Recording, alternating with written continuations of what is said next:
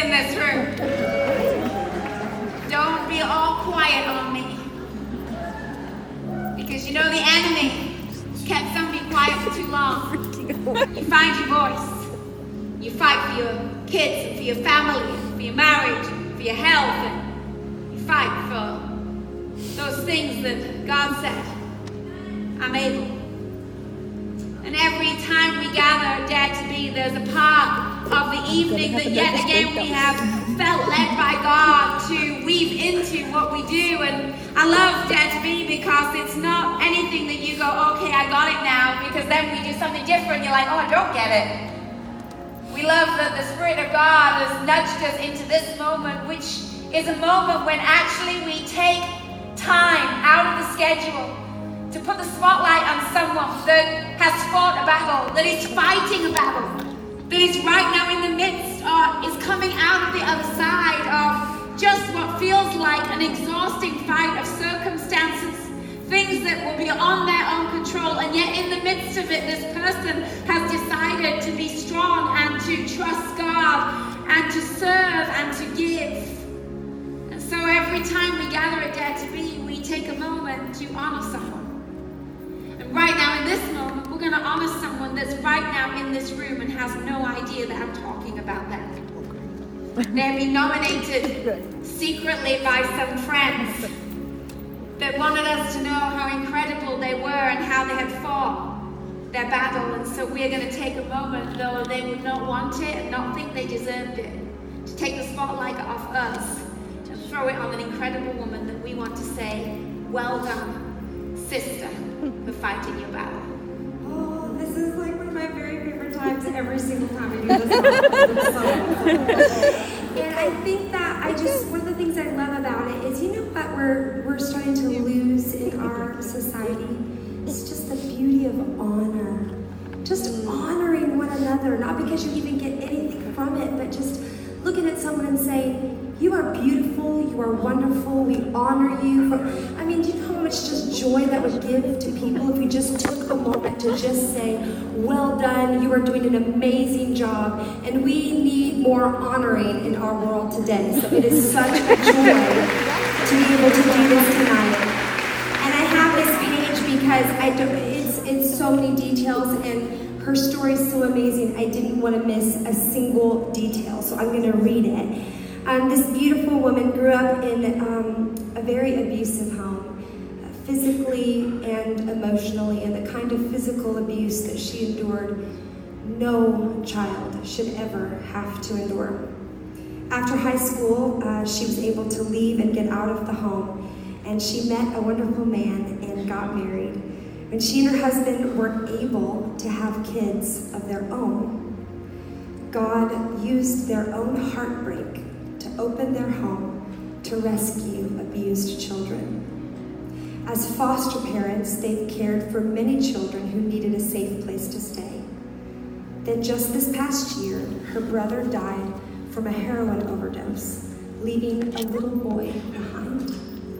So they took in that little boy, her precious nephew, as their own, as well as the challenges that have come from that little boy's PTSD from his previous life. After adopting her nephew, another little boy captured their heart, and they were able to adopt and rescue him from an abusive family. I'm just gonna cry because I love so much to see what happened is she was from an abusive family, but instead of letting it determine her future, she instead decided to reach right into the pain that she experienced into other people that were experiencing the same pain and saying, maybe I wasn't rescued as a child, but I now can rescue you and give you a better home and a better place and a future and a home. Oh, that's what it's all about. Oh, but she didn't stop there. Just recently, they adopted a baby girl who was rescued from her biological mother. The girl's mother had been caught trafficking other children while she was pregnant with this little girl. So through the adoption of these 3 beautiful children, she and her husband have been providing a loving home full of grace and patience for each child's trauma. it is our incredible honor and privilege. I actually just can't wait to meet you. So right now, we want to welcome to the stage Jenelle Drada. Jenelle, where are you? Jenelle, where are you?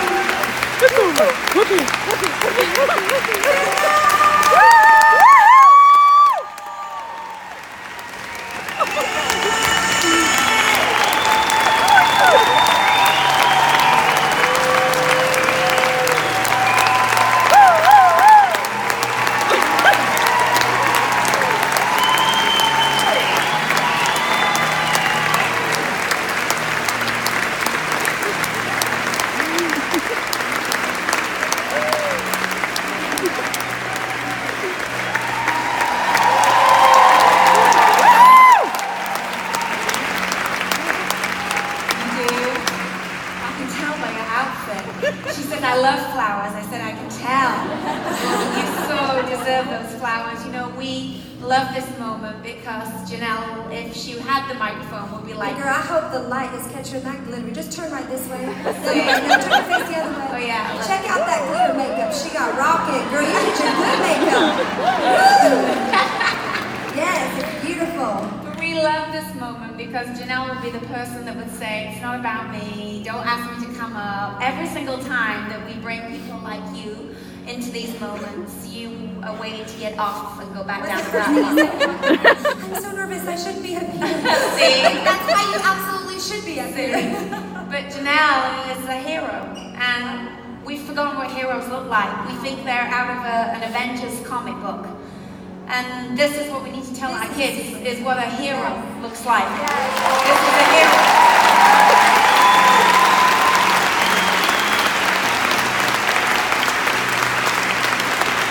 And so we love this moment because not only do we get to applaud you, but we also get to do stuff for you. So you have some flowers, which are really cute, but they will die, I have to tell you.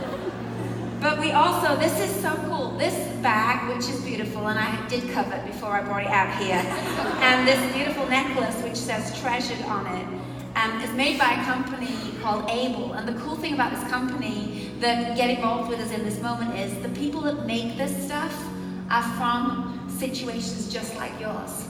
There are women that either have come through abuse or they have been in a situation that has rendered them homeless or rendered them without a family, and they get them into work and get them into homes. And so women that have actually lived a story a little bit like yours made this for you to let you know that you're a hero and you inspire people like them. So we want you to take that, it's got some good stuff in there, and wear this because you are treasured.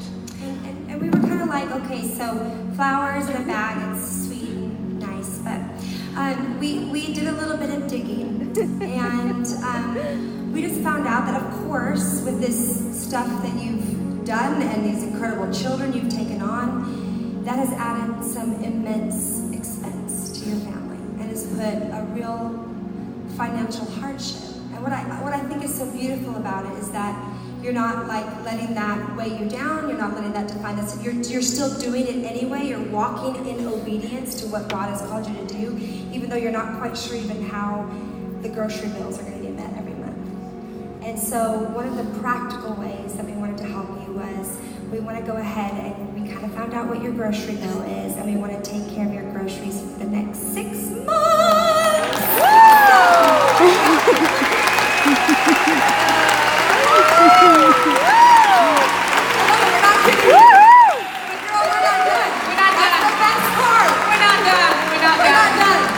Because we also did a little bit more digging and found out that you use like a minivan to get your family around, and the payments on that and the payments on everything else mean that there's more things that you have to pay for than there is money at the end of the month. So we were like, well, how could we alleviate some of the pressure off you financially? And so we did a little talk, me and Nat, and we were like, maybe it would be a blessing if we could maybe just help take care of a bill for you. And so we thought about, I'm pretty sure you must have a mortgage. So we decided we could take care of a month of your mortgage as well. So we're going to pay your mortgage for a month. And then I was like, wow, a month isn't very much. Maybe we could take care of your mortgage for 3 months. So we're going to take care of your mortgage for 3 months. But then we just felt that little nudge. And so we went, you know what, gosh darn it. We're just going to take care of your mortgage for a whole year. A whole year!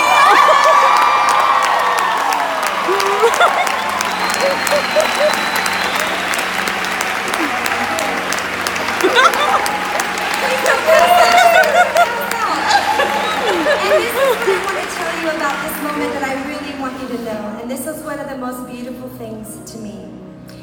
We're able to give that to you because the last Dare to Be event we did was several months ago in Hawaii. I know it was real suffering. We had but we were in Honolulu, Hawaii, and we honored a woman in Honolulu, and that's because back in Raleigh-Durham, North Carolina, some women just decided, hey, we know that you're going to go somewhere, and so we were able to bless the women in Hawaii. And then when we were in Hawaii, the women that came to Dare to Be said, we don't even know who this woman's going to be that you honor in Plymouth, Michigan, but we're going to give to her so that you can bless her above and beyond. So this is possible because of women in Honolulu, Hawaii, who said, we want to bless your life, which I love. So hopefully we'll alleviate some of that burden for you. Keep that car, which we know is important for your family. We just kind of heard a little rumbling that, well, maybe that's what you would have to maybe take away from your budget. And we just want to do what we can to help you hold those finances together so you can keep loving and building your beautiful family in the Lord. And thank you for being such an example to all of us of what the hands and feet of Jesus looks like. Thank you.